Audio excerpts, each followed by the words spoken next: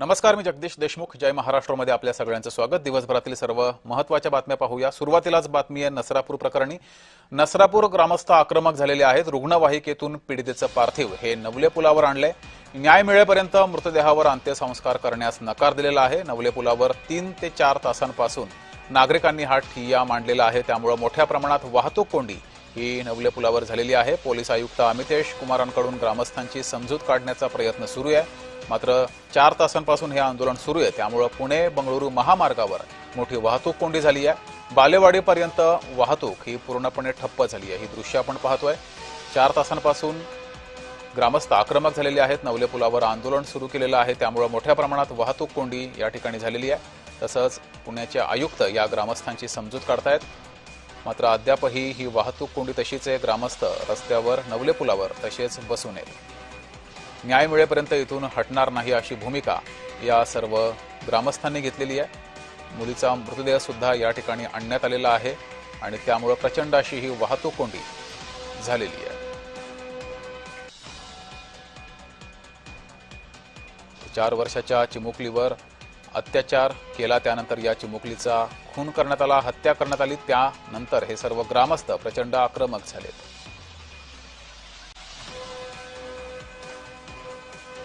पुणे बंगळुरू महामार्गावर ही दृश्य आपण पाहतोय. वाहनांच्या लांबच लांब रांगा लागल्या. आपल्यासोबत सामाजिक कार्यकर्ता डॉक्टर आशा मिरगे ह्या जोडलेल्या आहेत. आशाताई, काय नेमकं झालंय महाराष्ट्राला, सुसंस्कृत महाराष्ट्राला गेल्या काही दिवसातील घटना पाहता आणि आजची ही भयंकर अशी ही घटना? काय झालंय तेही कळत नाही. माझी 3.5 वर्षाची मुलगी सुरक्षित नाही, तरुण मुलगी सुरक्षित नाही, कॉलेजमध्ये जाणारी नाही, शाळेत जाणारी नाही, घरातली नाही, दारातली नाही, कामावरची नाही, 80 वर्षाची नाही, कुठंच ती स्वतःच्याही लोकांमध्ये सुरक्षित नाही, बाहेर. आणि अशा इतक्या क्रूर पद्धतीने जर हे होत असेल, एकच मला असं वाटतं, नावाला महाराष्ट्र आहे, खरा हा नतद्रष्ट झालेला आहे. आणि याला कारण शासन प्रशासन या दोन्हींचंही आमच्याकडचं दुर्लक्ष आहे. 24/7 सगळ्यांचा सन्मान ठेवून, मला कोणालाही नाव ठेवायचं नाही, पण 24/7 राजकारण करणारी राजकारणी मंडळी, सतत असणारी इलेक्शन, त्याच्यासाठी बाहेर जाणारी मंत्री संत्री, आणि त्यामुळे कुठल्याही डिपार्टमेंटच्या कुठल्याही व्यक्तीला काम करण्याची इच्छा नाही. तुम्ही मंत्रालयात जाऊन पहा, कोण सापडते तुम्हाला. एक अपॉइंटमेंट मागून पहा, तुम्हाला कळेल. आणि यामुळे ब्युरोक्रॅट्स मोकाट. मात्र आशाताई, हा जो आता या प्रकरणातील नसरापूर प्रकरणातील आरोपी आहे तो 2 गुन्ह्यांमध्ये शिक्षा भोगून आलेला आहे आणि त्यांनी हा 3रा गुन्हा केलेला आहे. काय नेमकं चुकतंय आपल्या कायद्याचं? कायद्याचं हे चुकतंय की आपण बोटचेपी भूमिका त्या आरोप्यांबद्दल घेतोय.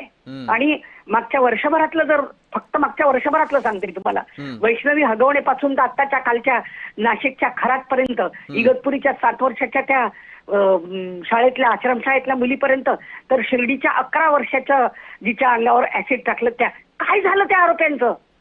काय करतोय आपण? काय त्यांच्याबद्दलची काय भूमिका आहे? अगदी असं काहीतरी झालं की आपण खूप खूप खूप कलकल करतो, खूप आपण लोकल टीव्हीवरून, बाहेरून, आतून कल्ला कल्ला कल्ला करतो, आणि पुन्हा शांत झालं की दुसरी घटना होण्याची वाट पाहतो. मला वाटतं आपणच कुठेतरी चुकतो. आज या लोकांनी जी भूमिका घेतली आहे आणि इतक्या सुंदर शांतपणे बसले आहेत, ते कुठलीही कायदा हाती न घेता ते त्यांचा एल्गार, त्यांची एकी, त्यांचा विरोध आणि त्यांचं मागणं मांडत आहेत. आणि हे असं मांडलंच पाहिजे. अशा पद्धतीची एकी दाखवत चारी बाजूनी रान उठवल्याशिवाय आता हा महिलांवरचा अत्याचार कमी होणार नाही. जो माणूस ऑलरेडी इतका मोठा गुन्हेगार आहे, त्याच्यावर नको बाहेरचं, मुंबईच्या गृहमंत्रालयातल्या गृहमंत्र्यांनी लक्ष द्यावं असं नाही म्हणत. Local police Patil, local sarpanch, local राजकारणी, लोकल लोकप्रतिनिधी काय करत होते त्या गावातले? कशासाठी निवडून देतो आपण त्यांना? गल्लीपासून दिल्लीपर्यंत फिरा, राजकारण करा, एकमेकांच्या अंगावर चिंतोडे उडवा आणि अत्यंत सुरस कथा आम्हाला या टीव्हीच्या चॅनलवर ऐकवा. याच्यासाठी आम्ही तुम्हाला निवडून देतो. आमचं संरक्षण करा, आमच्या गरजा पहा, आमच्याकडे येणाऱ्या लहानग्यांच्या नजरा पहा. आणि 3.5 वर्षाची मुलगी, मला सांगावं की नाही असं वाटतं, पण तिथल्या पोलीस प्रशासनाकडून कळलं की तिचे अक्षरशः लचके तोडलेले आहेत. निर्घृण अत्यंत, म्हणजे हा बलात्कार नाही आहे, हा लैंगिक अत्याचार नाही आहे, हा लैंगिक अत्याचाराचा, बलात्काराचा दहशतवाद आहे. महिलांनो, मुलींनो, बाहेर निघताय, खेळताय, बागडताय, हसताय, शिकताय, पैसे कमावताय, कॉन्फिडन्स वाढवताय, खबरदार. असं काहीतरी वाटतंय मला. मात्र आशाताई, अशा नराधमांची हिंमत होऊ नये यासाठी शक्ती कायद्याची गरज आहे किंवा कायदा अधिक कडक करण्याची गरज आहे? काय नेमक्या उपाययोजना करणं गरजेचं आहे? शक्ती कायद्याची गरज आहे, जो आता सध्या पेंडिंग आहे. त्याच्यासाठी आपल्या माजी गृहमंत्र्यांनी खूप चांगलं होमवर्क केलेलं आहे. मी सुद्धा होते त्या समितीमध्ये. खूप सध्या महाराष्ट्रातल्या एनजीओजला घेऊन, त्यांचे इनपुट घेऊन अतिशय सुंदर त्याचा मसुदा बनवलाय माननीय माजी गृहमंत्र्यांनी. तो पेंडिंग आहे, तो केला पाहिजे. आणि जे टोटल पोक्सो असेल, लहान म्हणजे महिलांविषयक जे सगळे कायदे आहेत, नक्कीच तर कायदा ही अधिक कडक करण्याची गरज आहे. आशाताई, वेळेची मर्यादा आहे त्यामुळे थांबवते. मात्र धन्यवाद तुम्ही दिलेल्या प्रतिक्रियेबद्दल. आपल्यासोबत मंत्री अदिती तटकरे सुद्धा जोडलेले आहेत. अदिती, काय नेमकं झालंय महाराष्ट्राला असा प्रश्न पडावा? सुसंस्कृत महाराष्ट्रामध्ये नेमकं काय चाललंय? आणि सगळ्यात भयंकर असं आहे की जो आरोपी आहे 2 गुन्ह्यांमध्ये आज जाऊन शिक्षा भोगून आलेला आहे आणि तो 3रा गुन्हा करतोय. नेमकं कुठे सरकार कमी पडतंय, प्रशासन कमी पडतंय?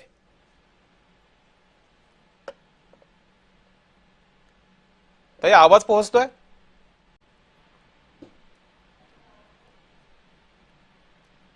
त्यांचा आवाज पोहोचत नाही. आपण पुन्हा त्यांच्याकडे जाऊच. मात्र नसरापूरमध्ये ही दुर्दैवी घटना घडली आणि त्यानंतर हा संपूर्ण उद्रेक झालेला आहे. न्याय मिळेपर्यंत मृतदेहावर अंत्यसंस्कार करणार नाही अशी भूमिका कुटुंबियांनी घेतलेली आहे आणि मोठ्या प्रमाणात ग्रामस्थ हे रस्त्यावर उतरलेले आहेत. नवले पुलावर हे आंदोलन सुरू आहे. प्रशासनाकडून समजूत काढण्याचा प्रयत्न सुरू आहे. मात्र हे आंदोलन नवले पुलावर असल्यामुळं मोठ्या प्रमाणात वाहतूक कोंडी ही झालेली आहे. रुग्णवाहिकेतून पीडितेचं पार्थिव हे नवले पुलावर आणलेलं आहे. जोपर्यंत न्याय मिळत नाही तोपर्यंत अंत्यसंस्कार केले जाणार नाहीत अशी भूमिका कुटुंबियांनी, नातेवाईकांनी घेतलेली आहे.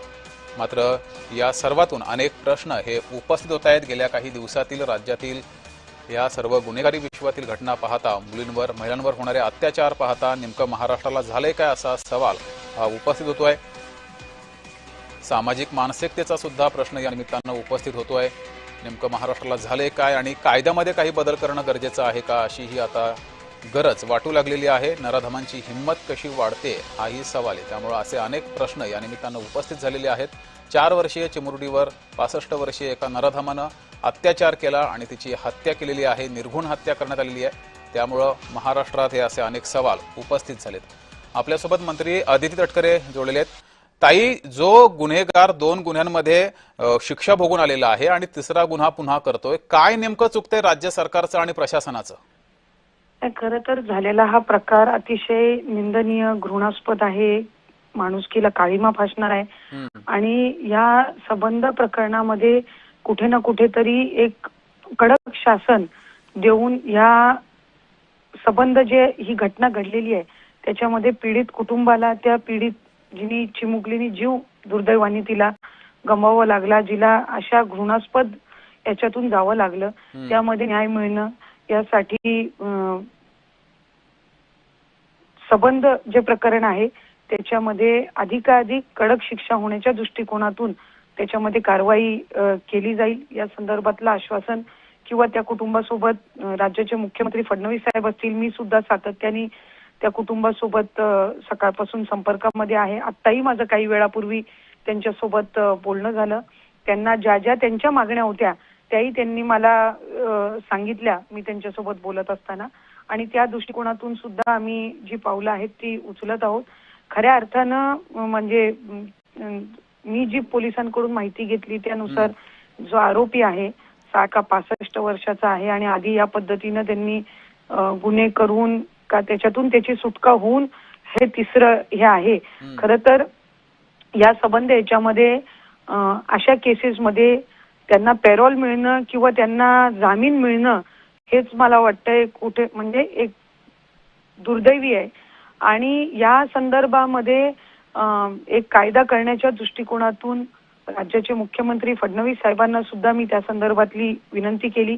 ते सुद्धा त्या संदर्भामध्ये कायदा करण्याच्या दृष्टिकोनातून योग्य ती पावलं उचलतील म्हणजे मात्र ताई, याची मला काही खात्री आहे. दिवसांपूर्वी शक्ती कायद्याची गरज वाटू लागली होती, तसा मसुदा सुद्धा गेलेला आहे, मात्र अद्यापही आलेला नाहीये. कायदा अधिक कडक करण्याची गरज आहे का, जेणेकरून अशा नराधमांची हिंमत होणार नाही? निश्चितपणाने कायदा अधिक कडक करण्याची गरज ही नक्कीच आहे, कारण अशा पद्धतीची घटना ही घडणं म्हणजे आज त्या कुटुंबाच्या वेदनांची आपण कल्पनाही करू शकत नाही. कारण ते कुटुंब, मला वाटतं आई वडील ते पुण्यामध्ये असतात आणि ती आजोळी गेलेली होती. मला आजोबांचा तिच्या संपर्क झाला, त्यांनी मला सांगितलं की ती सुट्ट्या म्हणजे आजोळी आलेली होती त्यांच्याकडे आणि त्यावेळेला ही घटना दुर्दैवी ही घडली. ठीक आहे. आणि या संबंध याच्यामध्ये कुठे ना कुठेतरी एक कडक शासन किंवा त्याला कठोर कारवाई करून एक समाजापुढे एक उदाहरण त्या ठिकाणी देणं म्हणजे इतर या सगळ्या ह्याला पण आळा बसेल या दृष्टिकोनातून नक्कीच गरजेचं आहे. आणि त्या दृष्टिकोनातून ही संबंध जी केस आहे ती त्यांच्या कुटुंबाच्या सूचनेनुसार त्याच्यामध्ये वकील नेमून देणं, ज्या वकील सर्वात अनुभवी या संबंध याच्यामध्ये असतील ते फास्ट ट्रॅक मध्येही चालवणं या दृष्टिकोनातून आणि त्याला फाशीची शिक्षा मिळणं ह्या सगळ्या याच्यामध्ये होण्यासाठी प्रयत्न करणं गरजेचं आहे. ताई, धन्यवाद दिलेल्या या प्रतिक्रियेबद्दल. आपल्यासोबत भाजपाच्या खासदार मेधा कुलकर्णी सुद्धा जोडलेले आहेत. ताई, खरं तर हाच प्रश्न पहिल्यांदा समोर येतोय की सुसंस्कृत महाराष्ट्रात नेमकं काय चाललेलं आहे. गेल्या काही दिवसातील घटना पाहता वारंवार अशा घटना घडतायत, महिलांवर अत्याचार होत आहेत. काय नेमकं चुकतंय? विकृतीचा कळस गाठला गेलाय समाजामध्ये. काय झालंय मलाही नेमकं समजत नाहीये की नसरापूर सारख्या ठिकाणी 3 वर्षाच्या बालिकेवर अत्याचार केला जातो. म्हणजे या नराधामाला कांबळे नावाची जी व्यक्ती आहे, ज्यांनी यापूर्वी सुद्धा 2 घटना अशा प्रकारच्या घडल्या होत्या त्याच्याकडनं, आणि तरी सुद्धा तो सुटला होता बाहेर. मला असं वाटतं की याला भर चौकामध्ये फाशीची शिक्षा दिली गेली पाहिजे आणि एक संदेश दिला गेला पाहिजे. ही जी नागरिकांची जी मागणी आहे याच्याशी मी सहमत आहे. नागरिकांच्या तीव्र भावना आहेत आणि या सगळ्या भावना ज्या आहेत या मला असं वाटतं की कुठेही चुकीच्या आहेत असं आपल्याला म्हणता येणार नाही. इतकी भयानक परिस्थिती आहे की आज लहान मुलं बाहेर पडू शकत नाही, त्यांचं बालपण हरवलेलं आहे. आज कुठेही सोडताना आई वडिलांना अशी भीती वाटते की लहान मुलांना सुद्धा बाहेर सोडू शकतो का नाही, किंवा त्यांना कुठे पळवलं जाईल का, त्यांच्यावर काही अत्याचार होईल का. मला असं वाटतं की कुठेतरी ही समाजाची जी विकृती आहे ती विकृती ठेचून जर काढायची असेल तर ठोस पावलं आहे काय नेमकी ठोस पावलं उचलावी लागतील ताई? कायदा हॅलो हा नेमकी काय ठोस पावलं उचलायला हवी आहेत? अधिक कडक कायदा केला जाऊ शकतो का याचा विचार केला पाहिजे. आणि प्रामुख्याने जिथे लहान मुलांशी संबंधित हे गुन्हे घडतात त्या ठिकाणी अत्यंत कडक शिक्षा आणि नागरिकांना एक संदेश त्याच्यातून जाईल, समाजातल्या विकृतीला एक प्रकारचा संदेश याच्यातून दिला जाईल. अशा प्रकारची ठोस पावलं उचलली गेली पाहिजेत, त्वरित दिली पाहिजेत. फास्ट ट्रॅकचं जे आश्वासन आज माननीय मुख्यमंत्र्यांनी दिलंय, मी पण त्यांच्या संपर्कात आहे आणि 2 वेळेला ते पालकांशी बोललेले आहेत. मला असं वाटतं की त्यांनी दिलेलं आश्वासन जे आहे हेच या ठिकाणी योग्य उत्तर ठरेल की 15 दिवसामध्ये निर्णय घेऊन पूर्णपणे त्याला फाशी देईपर्यंत हा निर्णय लवकरात लवकर झाला पाहिजे. आणि दुसरं म्हणजे ज्या त्रुटींमुळे याला पॅरोलवर सोडलं गेलं किंवा याला पुन्हा मोकळीक दिली गेली पुन्हा गुन्हा करण्यासाठी समाजामध्ये आला, त्या त्रुटी कोणत्या होत्या आणि त्या त्रुटीच्या माध्यमातून झाल्या असतील तर त्यांच्यावर सुद्धा कारवाई, त्या प्रशासनातल्या यंत्रणेवर सुद्धा कारवाई झाली पाहिजे अशी माझी आग्रहाची मागणी आहे. ताई, धन्यवाद दिलेल्या या प्रतिक्रियेबद्दल. आपले प्रतिनिधी प्रीतम पुरोहित आपल्या सोबत जोडलेले आहेत. प्रीतम, काय नेमकी स्थिती आहे नवले पुलावर? खरं तर तुझं जेव्हा पार्थिव ज्यावेळेस ते दफन करण्यासाठी ती 4.5 वर्षाची आहे, त्याच्यामुळे तिच्यावर अंत्यसंस्कार हे करता येणार नाही. त्यामुळे वैकुंठ जवळ असलेल्या ठोसर बागेमध्ये जेव्हा तिला दफन करण्यासाठी नेण्यात आलं होतं, मात्र त्याच वेळेस तिथील स्थानिक नागरिकांनी, तिच्या कुटुंबियांनी आणि अखेर नातेवाईकांनी तिथे आंदोलनाचा पवित्रा घेतला. जोपर्यंत मुख्यमंत्री देवेंद्र फडणवीस या ठिकाणी येत नाहीत आणि आम्हाला न्याय देत नाहीत. ठीक आहे प्रीतम, मी तुमच्याकडे पुन्हा येतो, तुम्ही असेच जोडलेले राहा. तर आपल्यासोबत सामाजिक कार्यकर्त्या वर्षा देशपांडे जी जोडलेल्या आहेत. वर्षाताई, गेल्या काही दिवसातील घटना पाहता हा उद्रेक होणार असं ठरलेलंच होतं आणि तो उद्रेक झाला सुद्धा.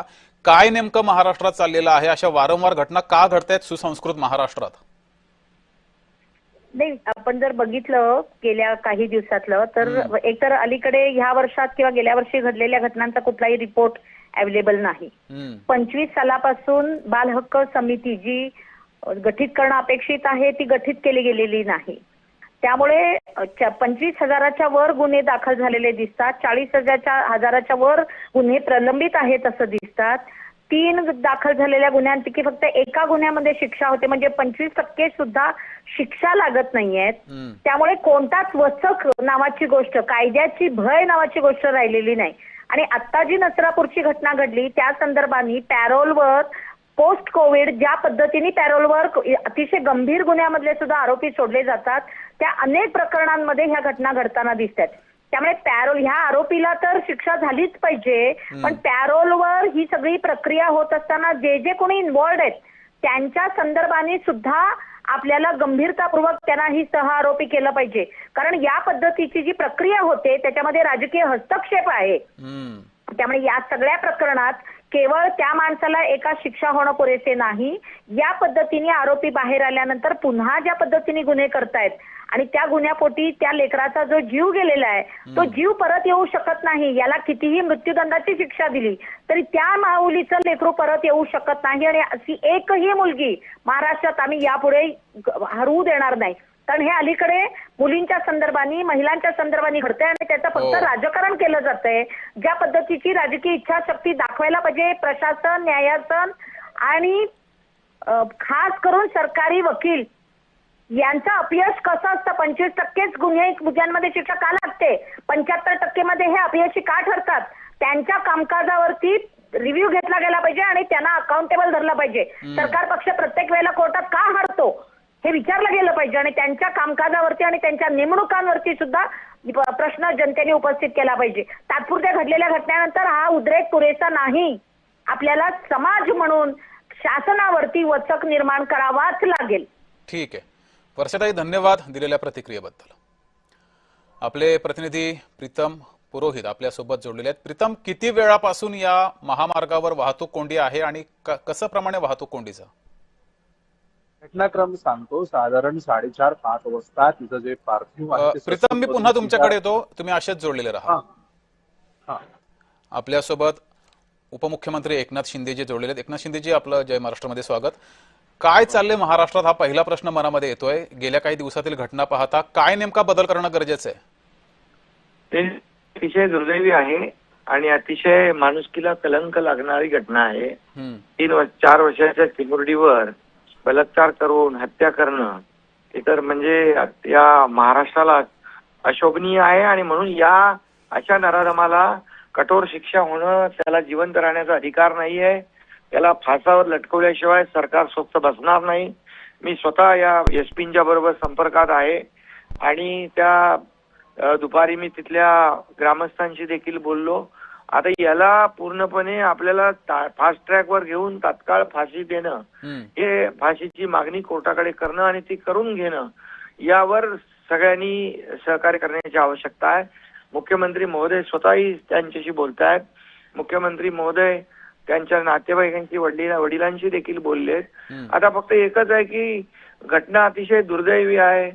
त्यांना त्यांचं सांत्वन करणं तर कठीण आहे. दुःखाचा डोंगर कोसळलेला आहे आणि अशा परिस्थितीमध्ये थोडं आता काय त्यांना सांगावं, संयम राखावा, पण कसं ते त्यांचा पोटचा गोळा गेलेला आहे. पण मी सांगू इच्छितो की कुठल्याही परिस्थितीमध्ये या नराधमाला फाशीची शिक्षा लावल्याशिवाय आम्ही स्वस्थ बसणार नाही. त्यासाठी जे जे काही करावं लागेल ते आम्ही करू. कारण एक मेसेज समाजामध्ये जाणं गरजेचं आहे. अशा प्रकारची घटना याची पुनरावृत्ती करण्याचं धाडस यापुढे कुणी करता कामा नये, अशा प्रकारची भूमिका सरकारची आहे. जी शिंदे साहेब, ह्याच प्रकरणात नाही तर यापुढे सुद्धा नराधमांना कायमस्वरूपी चाप बसावा, भीती वाटावी कायद्याची, सरकारची, यासाठी काही उपाययोजना करणं गरजेचं आहे. म्हणून फाशी आणि अशी वृत्ती ठेचून काढली पाहिजे, गाडून टाकली पाहिजे. अशा वृत्ती ही समाजाला घातक आहे, कलंक आहे आणि त्यामुळे याला जिवंत राहण्याचा अधिकार नाही. याला फासावर लटकवल्याशिवाय दुसरं काम नाही. जी, मात्र शिंदे साहेब, वारंवार अशा घटना घडतायत. सामाजिक कार्यकर्त्यांचा आरोप हा सुद्धा आहे की भीती राहिली नाही या नराधमांना, त्यामुळे या सगळ्या गोष्टी घडतायत. तर एकनाथ शिंदेजी यांचा आवाज येत नाहीये. मात्र ही दृश्य आपण पाहतोय, प्रचंड अशी वाहतूक कोंडी ही पुण्यामध्ये झालेली आहे। नवले पुलावरती ही वाहतूक कोंडी झालेली आहे। पीडितेचे कुटुंबीय नवले पुलावर आंदोलन करतायत, त्यामुळे ही वाहतूक कोंडी झाली आहे। अधिक माहिती घेऊया, आपले प्रतिनिधी प्रीतम पुरोहित आपल्या सोबत जोडलेले आहेत। प्रीतम, नेमकी आता या कुटुंबियांची मागणी काय आहे? पोलीस प्रशासनासोबत बोलणं सुद्धा सुरू आहे अशी ही माहिती समोर येते। नेमकं त्या ठिकाणी काय सुरू आहे, काय नेमकं बोलणं सुरू आहे? मी सुरुवातीचे घटनाक्रम सांगतो। साधारण 4:30-5 वाजता तिचं पार्थिव ससूनमधून तिच्या राहत्या घरी DSK धायरीमध्ये आणण्यात आलं। त्याच्यानंतर तिथून ते पार्थिव ठोसरपागा या ठिकाणी नेण्यात येणार होतं, कारण ती अल्पवयीन असल्यामुळे 4 वर्षाची असल्यामुळे तिच्यावरती अंत्यसंस्कार न होता दफनविधी होणार प्रीतम, होता। ते आहे आपल्याकडे माहिती, आम्हाला ही माहिती सांगा आता की जी नवले पुलावरती कुटुंबीय बसलेले आहेत, नातेवाईक बसलेले आहेत, नागरिक ग्रामस्थ आहेत, त्यांचं आणि पोलीस प्रशासनाचं नेमकं काय बोलणं सुरू आहे आता? पोलीस प्रशासनानं हेच म्हणणं आहे की तुम्ही जे पार्थिव आहे ते संपूर्ण सगळे ते विधी करून घ्या।